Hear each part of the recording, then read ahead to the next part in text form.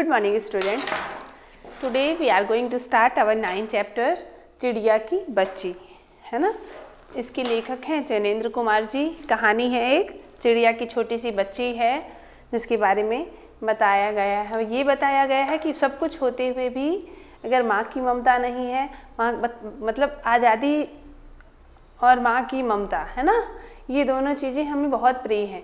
अपनी आज़ादी के बिना हम किसी के मतलब चाहे दुनिया का लाख सोना चांदी हीरा मोती कोई हमें दे दे, लेकिन जहाँ आज़ादी नहीं है वहाँ कुछ नहीं है ना, वो हमको वो जगह अच्छी ही नहीं लगेगी।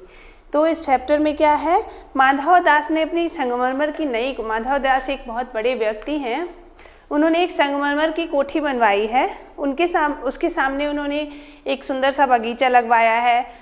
वो मतलब उन्होंने कोई ऐसा काम नहीं है जो उन्होंने उस कोठी में नहीं किया। बहुत सारा पैसा है उनके पास, फूल पौधे हैं, रकाबें हैं और फव्वारे लगे हैं उनकी कोठियों में।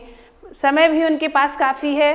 शाम को जब दिन की गर्मी ढल जाती है और आसमान कई रंग का हो जाता है, तब कोठी के बाहर चबूतरे पर तख्त डलवाकर मसनन, मतलब मसनन जानते हैं ना, जो तकिया जैसा होता है गोल सा, तो उसके सहारे वो वहीं पर बाहर बैठते हैं, प्रकृति का आनंद लेते हैं और उससे उनके मन को तृप्ति मिलती है। मित्र हुए मतलब अगर कोई दोस्त उनके आ गए तो उनसे वो बातें करते हैं, गप्पे करते हैं, और यदि नहीं आए तो फिर पास में ही रखे अपने हुक्के को गुड़गुड़ाते रहते हैं। आज कुछ बादल, जो आज का दिन है, उस मतलब जिस दिन माधव दास की कहानी है उस दिन क्या हुआ है कि कुछ बादल हैं, घटा गहरी नहीं थी, धूप का प्रकाश उनसे छन छन कर आ रहा था। माधव दास मसनन के सहारे बैठे थे। उन्हें ज़िंदगी में क्या स्वाद, मतलब सब कुछ ऐसा था जो उनके पास था, मतलब उनके पास कोई कमी नहीं थी, पर फिर भी कुछ खालीपन सा था, है ना। सब कुछ होते हुए भी वो अकेले थे, उनमें मतलब उनके अंदर एक खालीपन था। उस दिन संध्या समय देखते देखते सामने की गुलाब की डाली पर एक चिड़िया आन बैठी। एक दिन उनके सामने ही एक छोटी सी चिड़िया की बच्ची आ गई। चिड़िया बहुत सुंदर थी, उसकी गर्दन लाल थी और गुलाबी होते होते किनारों पर जरा जरा नीली पड़ गई थी।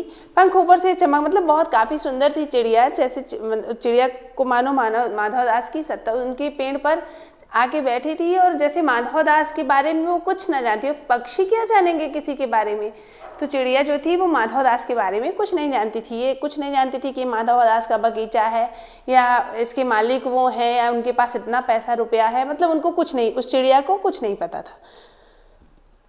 अपनी नन्ही सी चोंच से वो आवाज़ निकाल कर वहीं पर आराम कर रही थी, वहीं पर बैठी हुई थी। माधव दास को वह चिड़िया जो थी वो बड़ी मनमानी सी लगी।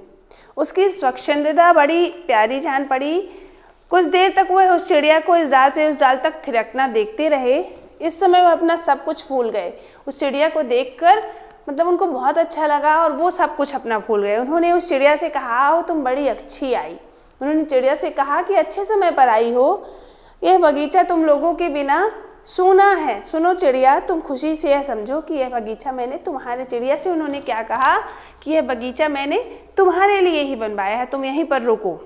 चिड़िया पहले तो सावधान रही, फिर जानकर कि उससे बात की जा रही है एक तो घबराई, फिर संकोच से, मतलब पक्षी है उसको क्या पता कि कोई उससे बात कर रहा है ना, तो पहले तो वो थोड़ी देर तक असावधान थी, पर जब उसको ये पता चला कि उसी से बातें हो रही हैं तो उसने बोला कि मुझे नहीं मालूम था कि ये बगीचा आपका है, मैं तो अभी चली जाऊंगी, मैं थोड़ी देर के लिए यहाँ सांस लेने के लिए, मतलब पल भर विश्राम के लिए यहाँ पर ठहर गई थी।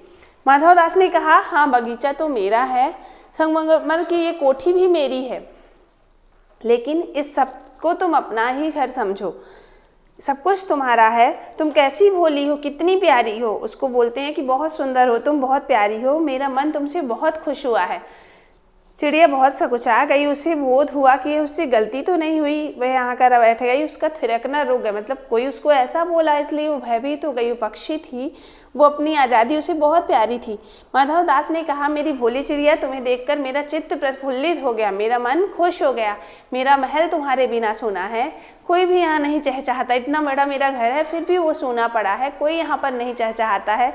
तुम्हें देखकर मेरा मन बहल गया, तुम कैसी प्यारी हो, कितनी सुंदर हो, तुम यहीं क्यों ना रहो। फिर उससे बोलते हैं अपने मन की बात, वो कहते हैं कि तुम यहीं क्यों ना रहो, यहीं पर क्यों नहीं रुकती। चिड़िया बोली, मैं माँ के पास जा रही हूँ सूरज की धूप खाने, मतलब जब सुबह होती है तो पक्षी बाहर आते हैं, है ना, अपने अनाज की तलाश में, भोजन की तलाश में। तो हवा खाने, फूलों से अपना मन बहलाने के लिए मैं जरा उड़ आई थी। अब सांझ हो रही है, अब मैं अपने घर जाऊंगी, अपनी माँ के पास जाऊंगी। माधवदास ने कहा, प्यारी चिड़िया पगली मत बनो, देखो तुम्हारे चारों तरफ कैसी बहार है, देखो वह पानी खेल रहा है, मतलब कितना सुंदर सब कुछ है, तो तुम फिर भी क्यों यहीं नहीं रह जाती। बोलते हैं कि तुम मुझे खुश करना और तुम्हें क्या चाहिए। मैं बोलते हैं सोने का बहुत सुंदर घर मैं तुम्हारे लिए बनवा दूंगा, मोतियों की उसमें झालर लटकेंगी, उसको मतलब तुम्हारे लिए एक सोने का घर बनवाऊंगा, उसमें खूब सारी मोतियों की झालरें बनवा दूंगा जो लटकेंगी।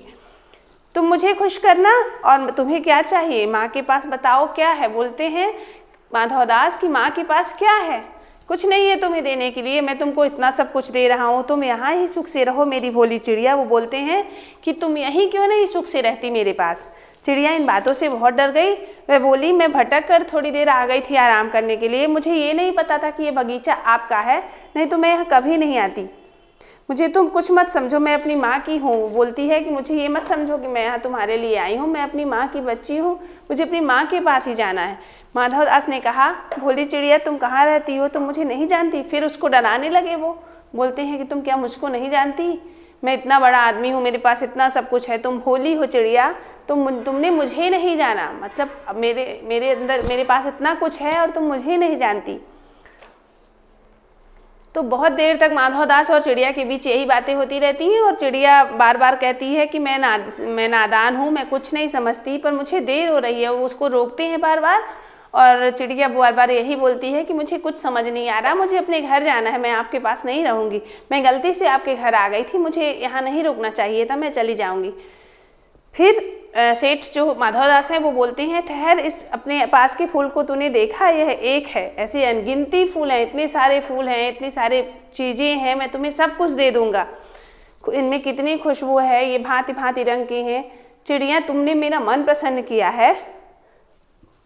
उसको बोलते हैं, तुम्हारी गर्दन कितनी सुंदर है, कैसी रंगीन है, तो अपने मूल्य को क्यों नहीं देखती, मैं तुझे सोने से मढ़ दूंगा, चमका दूंगा, तूने मेरा मन प्रसन्न किया है। चिड़िया बोलती है, सेठ मैं अपने आप को नहीं जानती, इतना जानती हूँ कि माँ मेरा इंतजार कर रही होगी, मुझे यहाँ देर हो रही है, सेठ मुझे रात मत करो, रात में बहुत अंधेरा हो जाएगा और मैं राह भूल जाऊँगी। चिड़िया बोलती है कि रात हो जाएगी तो अंधेरा हो जाएगा और अंधेरे में मैं अपनी घर की राह भूल जाऊँगी, इसलिए मुझे जाने दो। यह कहने के साथ ही सेठ ने एक बटन दबाया, उसके दबने से दूर जो कोठी बनी थी उसके अंदर कुछ आवाज़ हुई और वहाँ से एक झटपट उनका नौकर दौड़ कर आया। यह सब इतने क्षण में हो गया कि चिड़िया कुछ नहीं समझी। सेठ कहते रहे, तुम अभी माँ के पास जाओ, माँ वाट देखती होगी, पर कल आओगी ना, कल आना, परसों आना। उसको मतलब मन उसका बहला रहे थे बात कर करके, पर उसको सेठ ने अपने नौकर की तरफ इशारा किया और चिड़िया को पकड़ने के जतन में चला गया। वो तुरंत उस चिड़िया को पकड़ने गया। सेठ कहते रहे, सच में तुम बड़ी सुंदर हो, तुम्हारे भाई बहन हैं। फिर उससे बोलती है चिड़िया कि 2 बहन है, 1 भाई है मेरे, पर मुझे देरी हो रही है। पर चिड़िया के मन के भीतर जाने क्यों चैन नहीं था, उसके मन के अंदर मतलब चैन नहीं पड़ रहा था। बार बार वो कह रही थी, सेठ मुझे देरी हो रही है। सेठ ने देर अभी कहा, अभी उजेला है, मेरी प्यारी चिड़िया, तुम अपने घर का इतने और हाल सुनाओ, भय मत करो। चिड़िया ने कहा, सेठ मुझे डर लगता है, माँ मेरी दूर है, रात हो जाएगी तो राह नहीं सूझेगी। इतने में चिड़िया को बोध हुआ कि जैसे एक कठोर स्पर्श, मतलब कोई हाथ उसको पकड़ना चाहता है। वह चीख कर चिचियाई और एकदम उड़ी। नौकर के फैले हुए पंजे में आकर भी वह उड़ गई, बच गई। मतलब चिड़िया जैसे ही उसने पकड़ने को किया, वो चिड़िया उड़ गई और एक सांस में उड़ते उड़ते अपनी माँ के पास गई। माँ की गोद में गिरकर सुबकने लगी, रोने लगी, ओ माँ कहने लगी। माँ ने बच्ची को ऐसे छाती से चिपकाया जैसे बोलती है, क्या है मेरी बच्ची, क्या है। पर बच्ची काँप काँप कर माँ की छाती से चिपक गई, बोली कुछ नहीं, बस सुबकती रही। बहुत देर तक, बड़ी देर में उसे ढाढ़स बंधा और वह पलक नीचे उस छाती में ही चिपक कर सोई, जैसे अब कभी पलक ना खोलेगी। तो चाहे इंसान हो चाहे पक्षी हो, स्वच्छता और स्वच्छंदता सबको प्रिय है ना, आज़ादी सबको पसंद है, कोई बंधन में नहीं रहना चाहता। तो वो पंछी होकर बंधन में क्यों रहेगी, है ना। पंछियों को तो और एकदम ऊंची उड़ान चाहिए, उनको किसी से कोई मतलब नहीं है, तो आज़ाद रहना चाहते हैं, उनको सोने चांदी से क्या मतलब, है ना। चैप्टर आपका पूरा हुआ, एक बार रीड कर लीजिएगा इसको, है ना। Thank you.